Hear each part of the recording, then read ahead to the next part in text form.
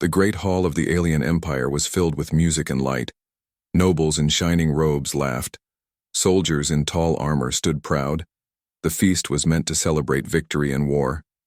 Yet in one dark corner, away from the bright torches, sat a figure no one dared to approach. It was the queen, once the strongest ruler of her people. Now she was weak, her legs twisted and useless. Her crown still rested on her head, but it looked heavy, almost like a chain. She sat in silence, her hands shaking, her eyes staring at the floor. Whispers passed through the crowd like fire. "Look at her, the cursed queen," some said. "She should have been left to die." Others murmured. Not one voice rose in her defense. Not one. Soldiers stepped forward to honor her. The throne was hers in name, but no longer in respect. The queen remembered the days when the hall bowed before her. She remembered when her word was law, when her armies feared no one. But that time was gone. Betrayal had broken her body, and now even her own people looked away. In their eyes she was a burden, a broken relic of the past. The musicians played louder, trying to cover the heavy silence that followed her presence. Servants moved quickly to avoid her gaze. Children were pulled aside by their mothers so they would not ask questions. The queen sat in her silent throne of shame, waiting for a mercy that would never come. Far across the hall, among the guests, stood a lone human. He was not dressed in gold or silk like the others. His clothes were simple, his hands rough. He was a medic, a healer who had once served in battles where others ran. He had seen blood, he had seen pain, but he had never seen a queen so abandoned. His eyes followed her trembling hands. He saw the way she clenched her teeth to hide her suffering. He noticed the way her shoulders shook when she thought no one was watching. And in that moment, he felt a deep pull inside his chest. It was not pity, it was anger. Anger at the cruelty of those who turned their backs. No one dared to move toward her. The alien nobles were too afraid of curses, too afraid of shame, too worried about their own positions. They whispered, they laughed, but they did nothing, and the queen sat lower and lower as if sinking into the ground. The human medic's heart pounded. He had been told to stay quiet, to only watch. But his instincts were louder than the music.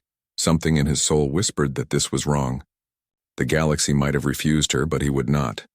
The queen's eyes lifted just for a moment. They scanned the crowd, searching for anyone at all, who would stand with her.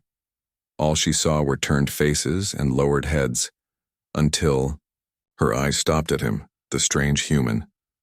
Their gazes met across the hall, and something unspoken passed between them. The medic felt it, a plea, a call, a silent cry. He stepped forward. His boots echoed against the polished floor. Heads turned, laughter stopped. The music slowed. Whispers became sharp gasps. A human was walking toward the broken queen. The queen's lips trembled, her heart raced. She had been ready to die in silence, forgotten and unloved. But now, for the first time in years, someone was coming to her side, and the crowd watched, caught between fear and disbelief, wondering if this human was brave, or simply foolish. The human medic had taken his first steps toward the silent throne. The entire hall froze. Nobles who had been laughing only moments ago now whispered in shock. Their jeweled eyes followed him with disbelief, for in their hearts they believed one thing: no one could save the queen, and no one should try. Before Daniel, the human, could reach her, alien physicians rushed forward. They were tall beings with glowing masks carrying silver tools that shone under the torchlight. Their voices were smooth but sharp. "Step back, human. This is not your place," one said. "You do not understand." "Our queen's curse," said another. Daniel stopped, his eyes steady. He asked, "If you are healers, why do you not help her?" For a moment there was silence, then one physician lowered his head. "Because her body is broken beyond repair," he muttered. Another spoke louder. "And to touch her is to invite death. She is marked. She is untouchable. Even the stars have abandoned her." The queen's fingers curled into her lap. She wanted to cry out, but her voice refused to leave her throat. She had heard these words many times. They were not healers. They were cowards, and each refusal was another knife. In her heart, Daniel clenched his fists. He had seen soldiers with shattered spines rise again. He had seen life pulled back from the edge of death. To him, no wound was untouchable, and no life was worthless. But the alien physicians stepped back, their robes dragging across the marble. Refusing to look at the queen, the nobles nodded in agreement. Their voices filled the hall. Yes, leave her. Let her die in peace. It is better this way, they said. She is a shadow, not a queen. Daniel's jaw tightened. You call yourselves healers, yet you walk away. His voice echoed like a blade across the silence. If you cannot see her as a queen, then see her as a patient, as a living being who deserves a chance. The alien physicians turned their faces. The nobles laughed bitterly. A soldier whispered, "The human will be next. The curse will claim him." Another added, "He does not know the doom that waits for him." Daniel ignored them. His gaze locked on the queen. She was trembling, her eyes wide. She had not asked him for help, not with words, but her silence was louder than any cry. Slowly, he walked past the alien physicians. They did not stop him. Their hands shook and they stepped back as if he carried fire. To them, he was walking into death. The queen's lips parted. Her voice was weak, broken like her body. Why? She whispered just enough for him to hear. Why do you come when all others turn away? Daniel knelt beside her. His eyes were kind but firm. Because someone must, he answered. And if no one else will, then let it be me. The hall grew darker. The torches flickered as if the air itself held its breath. Nobles leaned forward, waiting to see if the human would fall dead at her touch. The alien healers watched with wide eyes, ready to say, "We told you so." But Daniel reached out, his hand brushed against hers, warm against cold skin. The queen gasped softly. Her body did not break. Her breath did not end. Instead, she felt something she had forgotten. Hope. A murmur spread through the hall. He touched her. He touched the cursed queen and still lives. Some whispered, "Impossible." Others cried. The alien physicians lowered their eyes in shame, for they had refused, and yet the human had dared. The queen's heart raced. Her eyes filled with tears. For years she had been abandoned, but now one voice, one hand, one human had chosen to stay. And though danger circled like wolves in the shadows, the seed of something greater had been planted. Defiance. The hall was no longer filled with laughter. The music had died. The torches flickered low. All eyes were fixed on the human who had dared to touch the broken queen. Daniel knelt at her side, his hand still rested against hers. It was a simple gesture, yet it felt like thunder in the hall. No one else had dared for years. No healer, no soldier, no noble. They had left her to rot in silence. But this human had stepped forward. The queen's heart trembled in her chest. Her eyes were wide. She whispered, "You are not afraid?" Her voice cracked like dry leaves in the wind. Daniel shook his head. His gaze was steady. "Fear means nothing when someone is in need," he said. His voice was not loud, yet every corner of the hall heard him. Gasps followed his words. The nobles muttered among themselves. "Arrogant human, he knows nothing of our curses," one said. "He will pay with his life." Another hissed. The alien physicians clenched their fists, angry that their weakness had been exposed, but the queen's lips quivered. Her eyes softened. For the first time in many years, she felt seen, not as a broken body, but as a person. Daniel turned his head and looked directly at the nobles. "You sit here with full plates and golden robes," he said, his voice sharp. "Yet you let your queen starve for care. Is this loyalty? Is this honor?" The hall fell silent. His words cut deeper than any blade. The nobles glared, but none spoke. Their pride was heavy, but their shame heavier. The queen's breath came slow. She whispered again, "Why you? Why a human? When even my own kind turn away?" Daniel leaned closer. Because healing is not about blood or race, he said softly. It is about life, and your life is worth saving. Her hands trembled. She had been betrayed so many times. She had been poisoned, crippled, abandoned. Yet here was a man with no crown, no armor, no place in her world, saying her life still mattered. At that moment the sound of boots echoed. Guards in black armor stepped forward, their voices boomed. Step away, human, you break sacred law. Their weapons glowed with deadly light, the crowd gasped. Would the human die here for daring to care? Daniel did not move. He looked up at the guards and said calmly, If your law demands leaving her to die, then your law is sick. The queen's eyes widened. Her chest rose with a shaky breath. No one had spoken such words in her defense for years. She wanted to speak, to tell her guards to stop, but her voice failed. Only tears fell down her cheeks. The guards hesitated. Their orders were clear, but the courage of the human shook them. For a moment, the hall held its breath. Caught between violence and silence, then to everyone's shock, the queen lifted her weak hand with great effort. She pointed to Daniel and whispered, Let him stay. The guards froze. They could not disobey her command.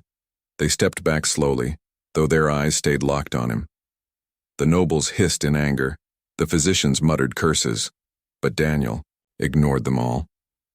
He reached for his bag, pulling out tools of his trade, strange to alien eyes, simple to his own. The queen looked at him, her voice shaking. Do you truly believe I can be saved? Daniel met her gaze. His answer was steady. I believe no one is beyond saving. The hall grew tense. The nobles leaned forward. The guards gripped their weapons, and the queen's heart beat faster than it had in years. For perhaps, perhaps this human would change her fate. And as Daniel prepared his hands to work, the galaxy itself seemed to lean closer, waiting for the moment when one human would defy an empire. The hall was silent, yet the silence was heavy.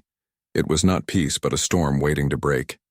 The human knelt beside the queen, his tools ready, his heart steady. Around him, nobles sneered, guards gripped their weapons, and alien healers shook. Their heads, none believed he could succeed. Many hoped he would fail. The queen's eyes were fixed on him. Her body trembled, not from fear of him, but from fear of hope. Hope was dangerous. Hope had betrayed her before. Still, something inside her whispered that this man was different. Daniel reached out again. His hands, scarred from years of tending to broken soldiers, hovered over her, twisted legs. The hall drew in a sharp breath, waiting for a curse to strike him down, but nothing happened. The only sound was the queen's uneven breathing. The queen whispered, her voice almost too soft to hear. Why risk yourself, human? You gain nothing. Daniel's lips tightened. Because life itself is everything, he said. His words were simple, yet they struck the chamber like thunder. The nobles hissed in anger. Arrogant fool, one muttered. He speaks as if he is more than us, another sneered. The alien physician scoffed. He knows nothing of our ways, he plays with doom. Daniel ignored them all. His hands pressed gently against the queen's leg. She winced but did not pull away. His touch was not cold, not harsh, but steady and warm. Her heart raced. It had been years since anyone touched her without disgust or fear. Gasps spread through the hall. He touched her again, a noble whispered. And still he lives. The guards shifted uncomfortably. Their orders had been clear. No one should approach her, but the queen had allowed him, and now they were powerless. The queen's eyes filled with tears. They abandoned me, she whispered. My own kind, my own blood. They left me to die. But you, a stranger, dare to stay. Daniel leaned closer, his voice firm but kind. Because they see a broken queen, I see a woman still alive. I see someone worth saving. Her lips trembled. Her tears fell. In that moment, the weight of years cracked. The queen who had carried shame and silence now felt the warmth of defiance. But the nobles were not silent for long. This cannot be allowed, one cried. The throne will be lost if she returns, another shouted. The hall filled with voices of fear and anger. Daniel rose slightly, his back straight, his hand still resting on hers. Then let it be lost, he said, his voice cutting like steel. If keeping a throne means letting a woman suffer alone, then that throne is already rotten. The crowd gasped. Never before had such words been spoken. A human, an outsider, had stood against them all. The queen's heart beat wildly. Something fierce stirred inside her. For years she had been silent, chained by pain and betrayal. But with the human's defiance, her spirit began to awaken. She whispered, almost a vow, "They may have abandoned me, but I will not abandon myself again." Her eyes locked with his. "Do what you must, healer." Daniel nodded. His hands moved with calm precision, pressing, testing, seeking what others had ignored. Every motion was an act of rebellion, every touch a declaration that she was not cursed but alive. The nobles could only watch, powerless. Their jeers sounded weak, their threats hollow. The guard shifted, uncertain whether to obey their masters or their queen, and in the center of it all, a human's touch became a flame, burning against centuries of fear. The queen closed her eyes, letting herself trust. For the first time in years, his defiance was not just his own. It became hers. And though danger still crept in the shadows, though betrayal still waited, the queen felt something she thought was lost forever. She felt strength returning, not to her legs but to her soul. The hall was restless, the nobles sat stiff, their jeweled hands twitching with anger. The alien physicians whispered bitterly. The guards shifted uneasily. For the human had done what none of them dared. He touched the queen, and the queen had allowed it. In the far corners of the great chamber, shadows thickened. Groups of nobles leaned close, speaking with voices sharp as knives. "If he succeeds, she will return," one said. "And if she returns, all we gained will be lost," another muttered. Their eyes burned with fear, but also with greed. The queen, though weak, could feel the weight of their hatred pressing against her back. She had lived long enough to know betrayal when she saw it. Her own blood had broken her body. Her own counsel had left her to rot. Now, as the human dared to help, the whispers returned stronger.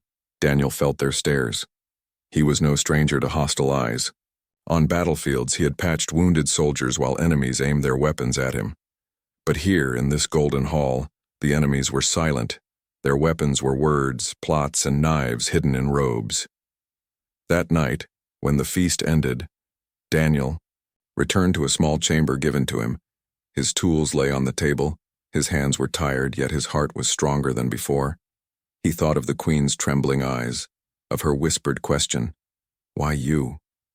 And his own answer, "Because someone must." But outside his door, shadows moved. A figure pressed close to the stone wall, watching. A silver blade glinted in the faint torchlight.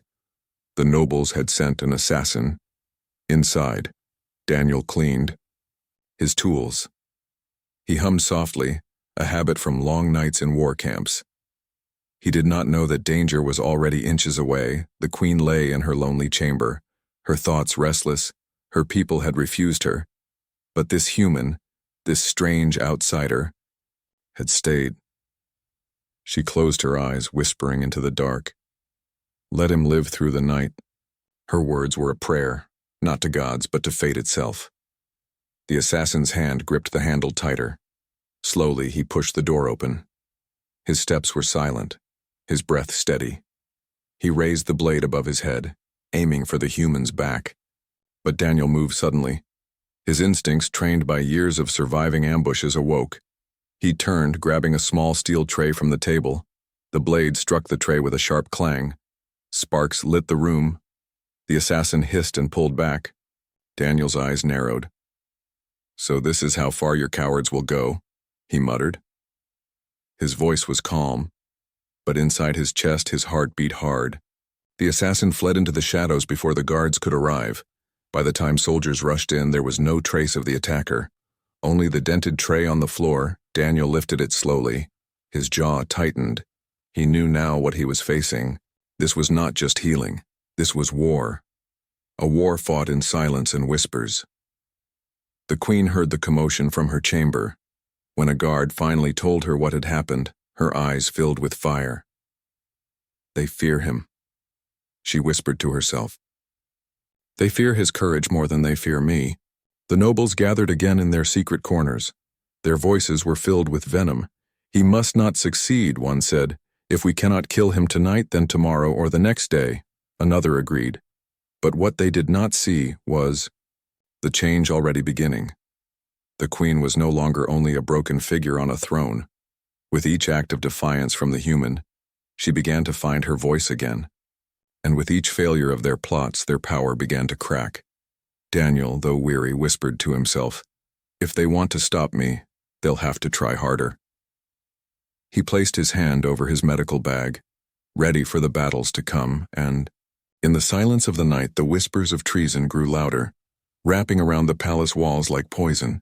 But so too did the flame of defiance, small yet unyielding. The night was long. The palace was quiet, but the silence carried danger. The whispers of treason had not ended.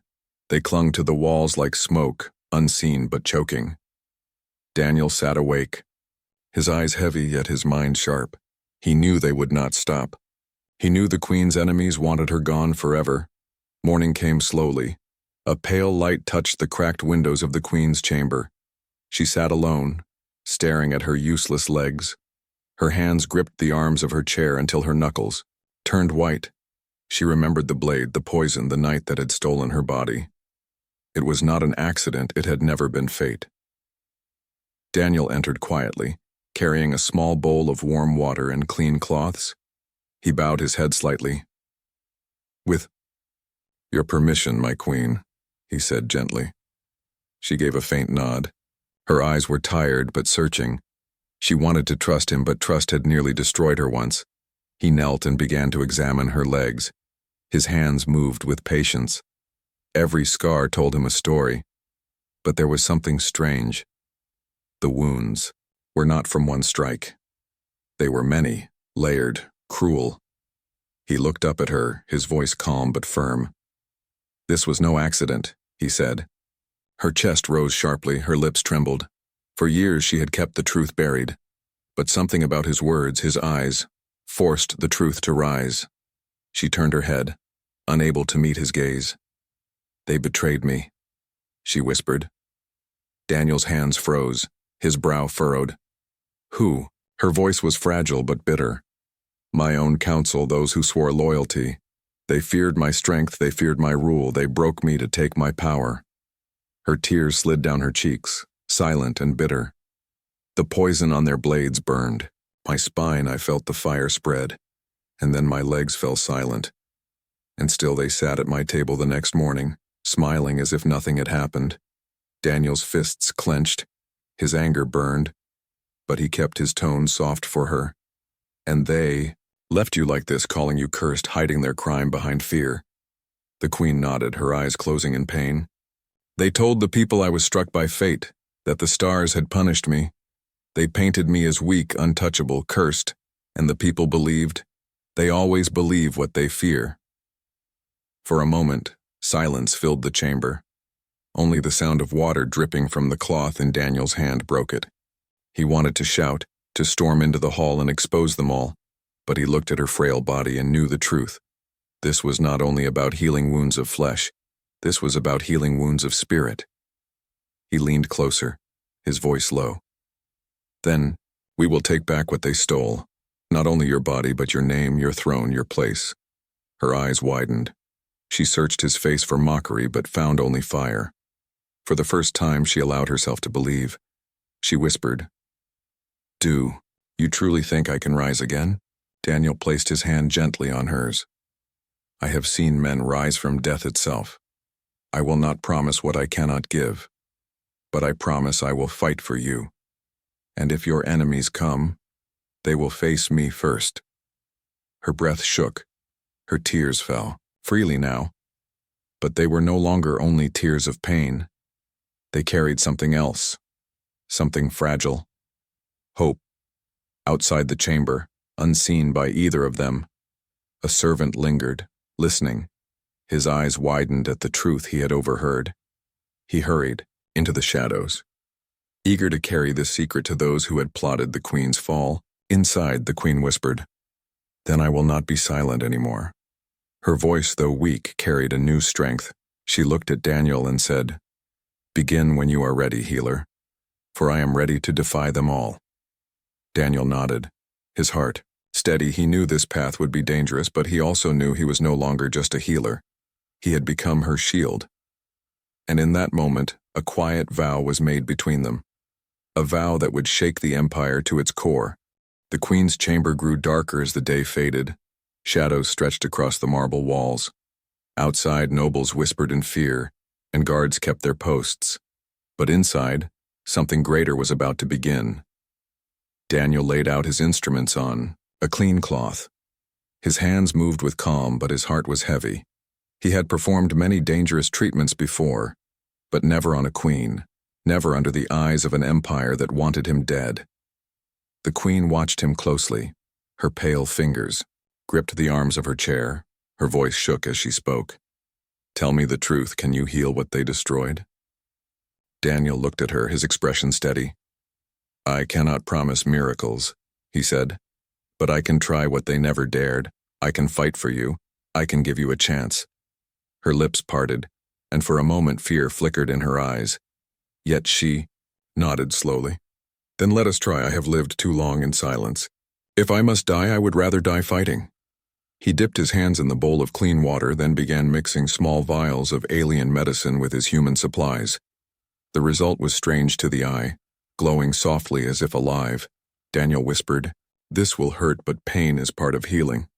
The queen's throat tightened. She closed her eyes.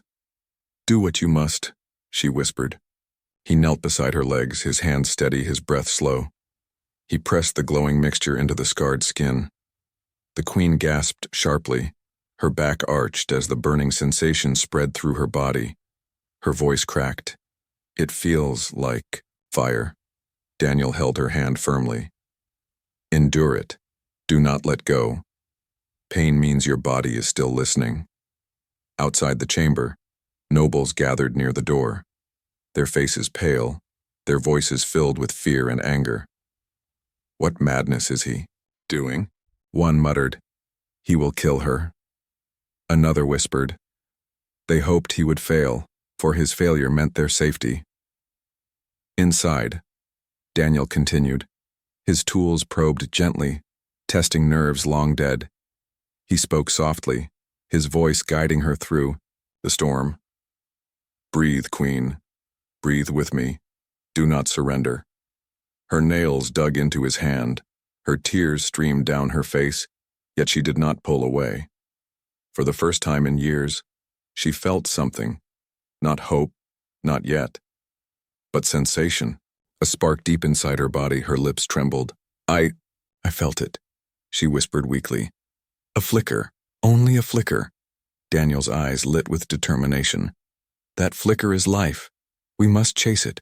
We must fight for more." The queen's breathing was ragged. Sweat covered her forehead. "Still," she nodded. "Continue." The hours stretched on. The chamber was filled with her gasps and his quiet commands. At times she wanted to scream, to beg him to stop. But every time she saw his steady eyes, she forced herself to endure. Outside, the nobles sent runners through the palace. Some whispered of curses. Others prepared guards in case the queen died under his hands. Treachery waited for the chance to strike, but Daniel worked with unbroken focus. His mind saw not a queen, but a patient, a woman who had been denied the care she deserved. He fought with every tool, every mixture, every ounce of knowledge. At last, as the moonlight crept into the chamber, Daniel leaned back, his hands trembling from exhaustion. He looked into her eyes and said, "Move. Try to move. Even the smallest part." The queen's heart pounded. She stared at her still legs. Her breath caught in her chest. Slowly, painfully, she willed herself to try. For a moment, nothing happened. Then, her toe twitched. She gasped, covering her mouth with shaking hands, her eyes filled with disbelief. I moved." Daniel smiled faintly, though sweat dripped down his face. "Yes, and it is only the beginning." Outside, a noble who had pressed his ear to the door stumbled back in horror. The rumor spread instantly. She moved. The queen moved. Fear rippled through the palace like a storm, for if she rose again, all their stolen power would crumble. But in the queen's chamber, she did not hear their fear. She only felt her heart pounding, her spirit rising from years of chains. For the first time in years, the silent throne trembled. The great hall was silent except for the soft hum of alien machines. Daniel worked with steady hands, sweat rolling down his forehead. The queen lay on the shining bed of silver metal, her pale skin glowing faintly under the strange lights. Her eyes were half closed, but she was awake, watching him with quiet trust. For the first time in years, she was not treated like a curse. She was treated like a living being. Outside the chamber, thousands of nobles and soldiers waited. They whispered among themselves, their voices filled with doubt and fear. Some prayed that the operation would fail, for the queen's return meant the end of their stolen power. Others hoped for a miracle, though they dared not say it aloud. The air was heavy with tension. Daniel carefully mixed alien medicine with human tools. His fingers moved quickly, guided by both science and faith. He whispered small words to the queen, words only she could hear. "Stay with me. You are stronger than they know." But in the shadows, danger was waiting. The betrayers, the very nobles who had poisoned her body years ago, had grown desperate. If Daniel succeeded, their crimes would be revealed. Their power would vanish. So they made their move. The heavy doors creaked open without a sound. Figures cloaked in black slipped inside, their steps light and quick. Each one carried curved blades that glimmered like moonlight. Their eyes were cold, fixed on the bed where the queen lay. Daniel did not see them at first. His eyes were on his work, his hands steady. The queen, weak but alert, noticed before he did. Her lips trembled as she whispered, "Daniel, behind you." He turned and the world seemed to freeze. Shadows moved closer, blades ready to strike. His heart pounded, but he did not step back. Instead, he placed himself between the assassins and the queen. "You will not touch her," he said, his voice calm but firm. The assassins laughed, cruel and sharp. "Foolish human," one of them hissed. "Do you think you can stop us?" Even her own people abandoned her. Daniel's body shook with fear, but he did not move away. "Then let it be known," he said softly, "that a human did what no alien dared." The first assassin lunged, blade flashing. Daniel raised his arm, taking the cut across his shoulder. Blood spilled onto the floor, but he did not fall. The queen gasped, reaching out with a trembling hand. "No!" she cried, her voice breaking. Another blade struck, grazing Daniel's side. Pain burned through him, yet he stayed firm, shielding her with his own body. He held the medical tool in one hand and pressed the wound with the other, refusing to stop his work. The assassins grew impatient. "Move aside, human, and we may let you live," they sneered. Daniel shook his head. "My life is nothing compared to hers. If I must bleed to save her, then I will." The queen's eyes filled with tears. For years she had been abandoned, treated as a curse. But this fragile human, mocked and despised, stood like an unbreakable shield. She gripped his hand, her fingers cold but strong. "Do not leave me, human," she whispered. Her words gave him strength. With one last push, Daniel forced the machines to continue their work. Sparks of alien light moved across her broken legs. The assassins stepped closer, raising their blades again, but soldiers outside had heard the noise. The doors burst open and armored guards rushed in.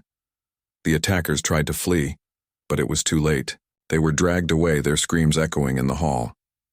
The queen leaned against Daniel, her eyes still locked on his face. Blood dripped from his wounds, but he smiled faintly. "You are safe," he whispered, "and I will not leave you." For the first time in years, the queen felt more than pain. She felt hope. The chamber smelled of iron and medicine. The echoes of the fight still hung in the air, fallen weapons, dark stains on the floor, and the frightened whispers of those who had watched from afar. But inside the circle of light, all eyes were fixed on one sight, the queen lying weak upon the shining bed and the human who bled beside her. Daniel's hands trembled, his shirt torn and wet with blood. Yet his eyes stayed sharp, his will unbroken. He had not come this far to stop now. He pressed the last seal, connecting the alien device with the queen's veins. A faint pulse of light spread across her body, traveling down to the legs that had been lifeless for years. The hall grew silent. Nobles leaned forward, their breaths caught in their throats. Could this fragile human truly do what their greatest healers had never dared to attempt? The queen shut her eyes, her face pale with fear. For so long she had lived in stillness, cursed and broken. She had almost forgotten what it felt like to hope. Yet when Daniel whispered, "Trust me," she held on to his words as if they were the only truth left in the universe. A sudden spark jumped from the machine. The queen gasped, her body jolting. A cry of alarm rose from the crowd. Some shouted that it was failure, that she would die. Others cursed the human, calling him reckless. But Daniel did not flinch. He gripped her hand tightly and said, "Breathe. Do not fear the pain. It means life is returning." The queen's chest heaved. Her body shook. And then, very slowly, almost unseen, her right foot twitched. The gasp that followed was louder than thunder. The entire hall froze. Even the guards, who had dragged the assassins away, stood speechless. Her foot had moved. The queen's lifeless body had shown its first sign of rebirth. Daniel's heart raced. He leaned closer. "Again," he whispered, as if speaking to her soul. "You can do it. One more." Her lips parted, her voice weak but steady. I feel it." Tears slipped down her cheeks. She had not felt her legs in years, not since the night of betrayal. And now, with the fragile hand of a human guiding her, sensation returned like fire through frozen stone. Slowly, painfully, her toes curled. Her left foot followed, trembling, but alive. The chamber exploded with cries. Some screamed in fear. Others shouted in wonder. Nobles fell to their knees, unable to believe their eyes. "She moves," someone whispered. "She walks again," cried another. But Daniel shook his head. "Not yet," he said, his voice calm but filled with quiet fire. "This is only the beginning." The queen's fingers clutched his hand tighter. She lifted her head, her pale eyes glowing with something fierce and unstoppable. Hope. For the first time she saw not only life but future. Daniel helped her sit up. The hall held its breath as she placed her trembling feet on the cold floor. The room seemed to shrink as if the galaxy itself waited for this one moment. She tried to rise. Her body shook, her legs weak, but Daniel's arm held her steady. "You are not alone," he said. With a deep breath, the queen pushed against the weight of years. Her knees bent, her muscles screamed, but she stood. She stood. The crowd erupted, voices colliding in disbelief and awe. Some shouted her name, others cried for mercy, realizing their betrayal was about to be judged. The hall that once abandoned her now shook with the sound of her return. The queen, trembling but unbroken, raised her chin. Her crown was cracked, her body scarred, but her spirit burned brighter than ever. And standing beside her, bloodied but proud, was Daniel, the human who had given her back not only her legs but her throne. For the first time in years, the queen did not feel cursed. She felt alive, and the galaxy would never be the same again. The throne room was alive with voices. Some cheered the queen's first steps, others whispered in fear. But all fell silent when the queen stood fully upright, supported by Daniel's arm. Her cracked crown caught the light, and though her body still trembled, her gaze was sharp as a blade. For years, they had called her cursed. For years, they had turned their backs.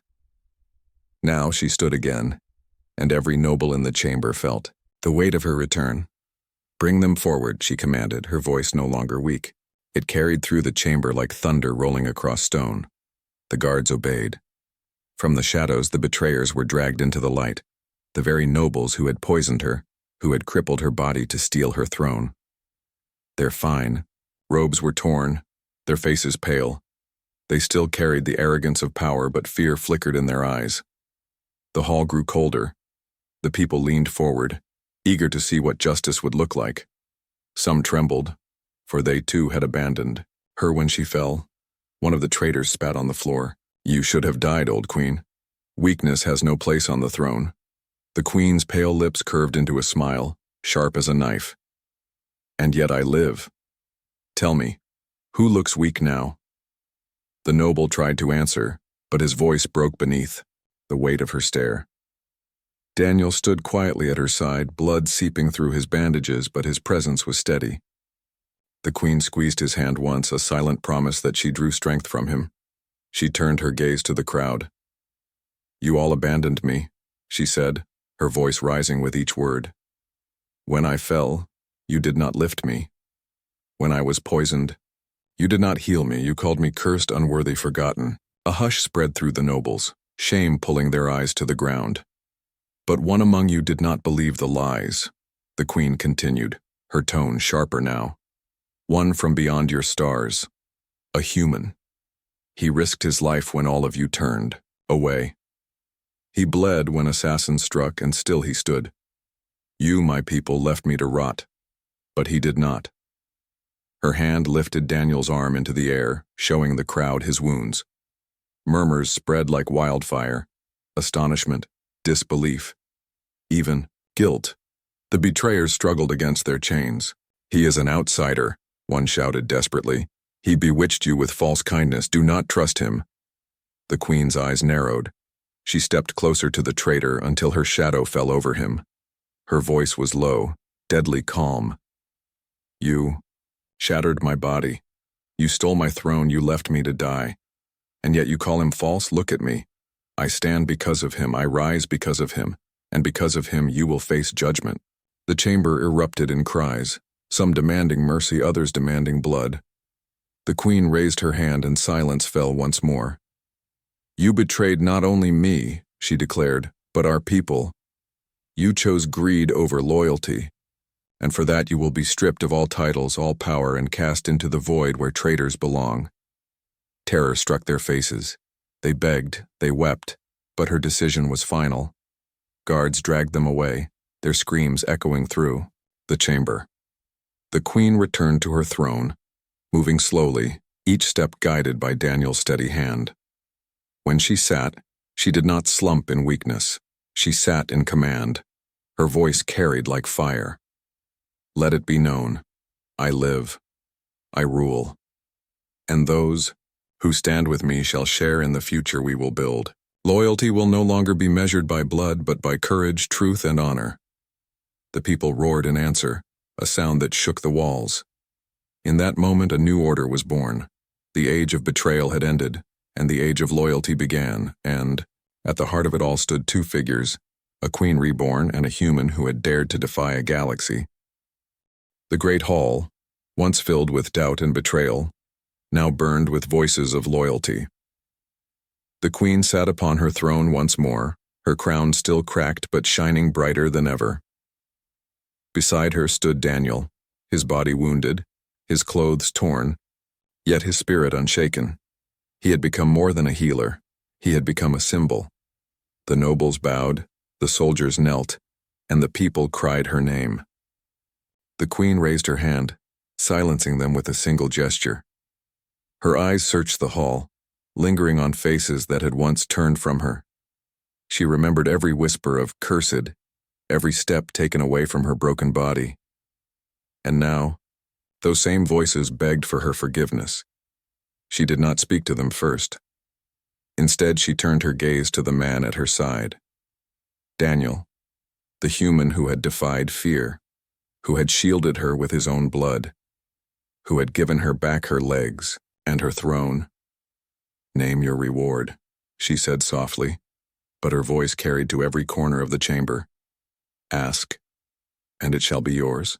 Gold, lands, ships, even titles of power. Speak, and it will be given." The hall grew silent, waiting. Surely this human would demand riches beyond measure. Surely he would ask for power over worlds, for no one could deny him now. But Daniel only shook his head. His eyes were steady, his voice quiet. "I did not come here for gold," he said. "I did not bleed for ships or crowns. I only wanted to heal what was broken. That is enough for me." Whispers filled the chamber. Some called him a fool, others called him noble. But the queen's heart stirred in a way it had not for years. She rose slowly from her throne, her legs trembling but alive. Each step she took toward him was a step away from the chains of her past. "You ask for nothing," she said, her voice trembling with emotion. "But I will give you something no treasure can match." Daniel frowned slightly, unsure of her meaning.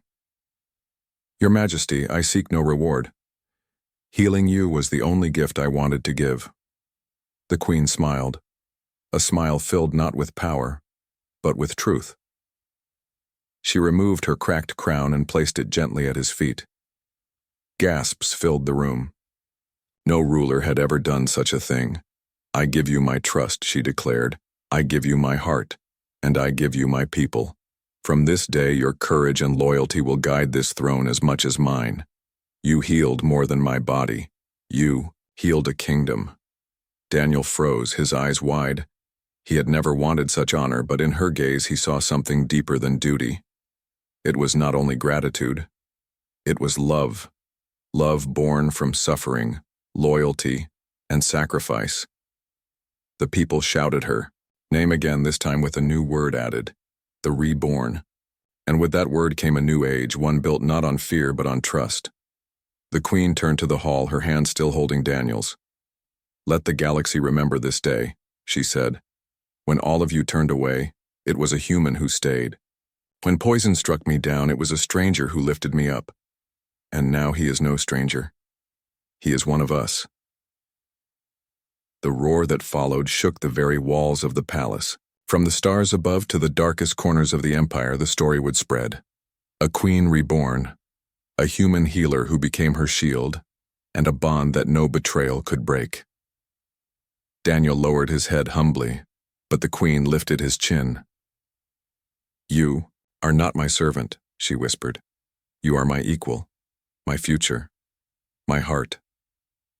And so, in that hall where once despair reigned, a new chapter began, not with war, not with conquest, but with healing, loyalty, and love. A queen had been saved, a kingdom reborn, and a galaxy forever changed, because one human had dared to believe that broken things could live again.